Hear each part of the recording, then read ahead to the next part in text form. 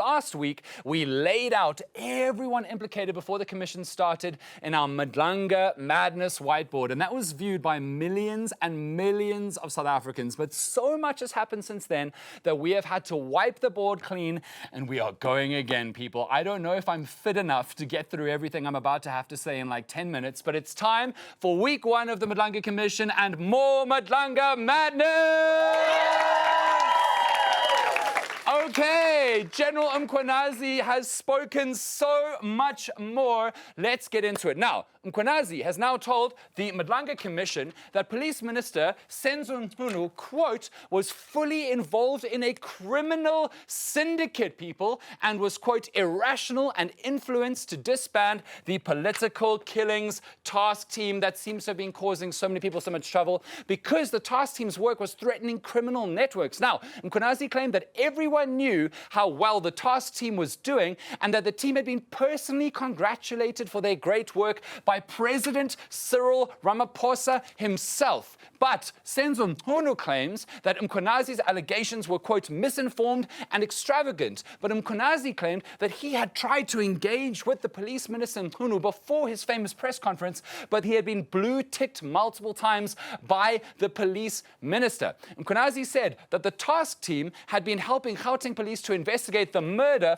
of one Armand Swart, an engineer at a company that was making springs for Transnet that apparently cost R3.20 each, but that Transnet was buying for 152 Rand each, which is insane. Now, 3 people were arrested for killing Swart. One of those 3 people is Michael Puletau, a former detective. How crazy is that? Now, he was released, Michael Puletau, on a dodgy bail. Now, Mkhwanazi says that there were warnings that the team investigating this case were in danger and that investigating officers were offered bribes to not oppose Michael Puletau's bail, and that high-level SAPS officials also got involved in the case, which made the investigating team feel threatened, and that the investigating team struggled to get key information from other SAPS services that they needed to investigate the case.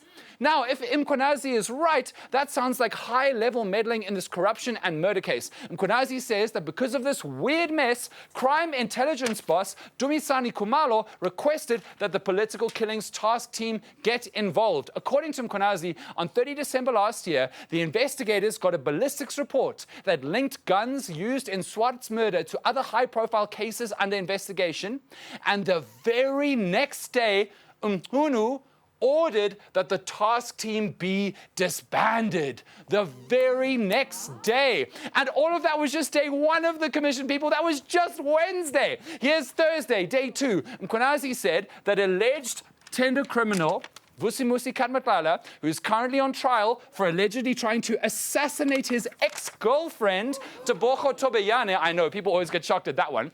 Mkhwanazi said that Katmatlala had insider knowledge on police operations, police protection, and that he was given blue light car privileges. Now, don't get confused, but this is about to get more confusing because there is another Mkhwanazi in this story, not related apparently. General Mkhwanazi claims that Brigadier Julius Mkhwanazi registered Kat Matlala's cars and fitted them with blue lights. Matlala has also been linked to the murder of Armand Swart and the murder of prominent DJ somebody. Are you guys still keeping up? Because I am not. General Mkhwanazi said the political killings task team was investigating Kat Matlala's criminal networks when they were shut down.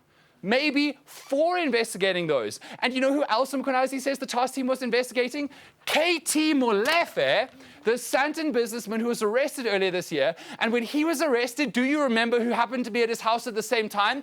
The Patriotic Alliance's Kenny Kunene, the man who the PA has just announced as their candidate for Joburg mayor for some reason. Now, Mkhwanazi says the arrests of Kat Matlala and KT Molefe's associates were blocked, and they never made it out of suspended Deputy National Police Commissioner Shadrach Sabir's office, essentially saying that Sabir had blocked the arrests of the associates of KT Molefe and Kat Matlala. And Mkhwanazi says he has proof of payments showing that Matlala funded ANC activities, and specifically the activities of Senzo Mchunu and Brown Mokgotzi's events. Brown Mkhwanazi, by the way, over here. Brown Mkhwanazi is the ANC fixer who is connected by phone records to Mkhunu and Kat Matlala.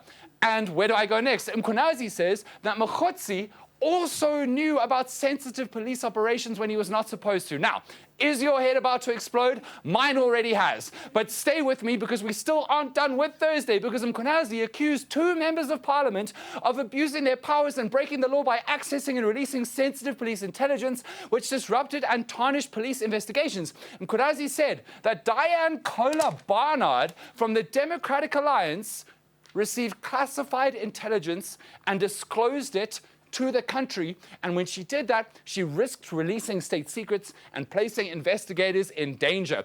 Kola Barnard denies all of this. Mkhwanazi also accused Fadil Adams, the head of the National Coloured Congress, of taking information that he should not have had and using it to file criminal complaints of fraud, corruption, and manipulation against crime intelligence, which is headed by Dumisani Khumalo, who was arrested and is now out on bail. Mkhwanazi argues that Kola Barnard and Fadil Adams contributed to, quote, a concerted campaign of leaks that sabotaged investigations, including those into political killings and syndicate activities, which is massive, folks. Mkhwanazi is describing an enormous web of politicians, people, and police and business people working together. And he also called out IDAC. You may never have heard of IDAC. They're a big deal. They're the Investigating Directorate Against Corruption. IDAC is investigating Khumalo for allegedly breaking appointment regulations. But Mkhwanazi says there are elements within IDAC who are targeting Khumalo for investigating a Gauteng drug cartel. IDAC says they are ready to defend themselves with facts at the Madlanga Commission. That was just Thursday. Now, Friday. I need to swallow.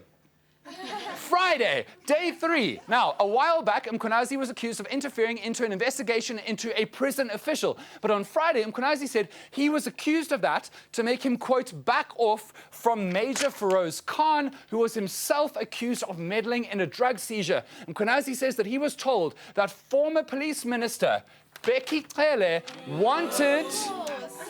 Big fans of Bheki in the house tonight.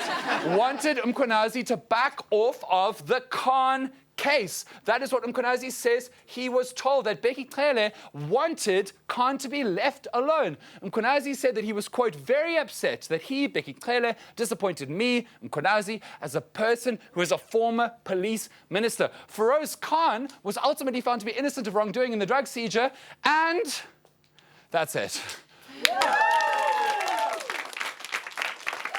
Man, I'm tired.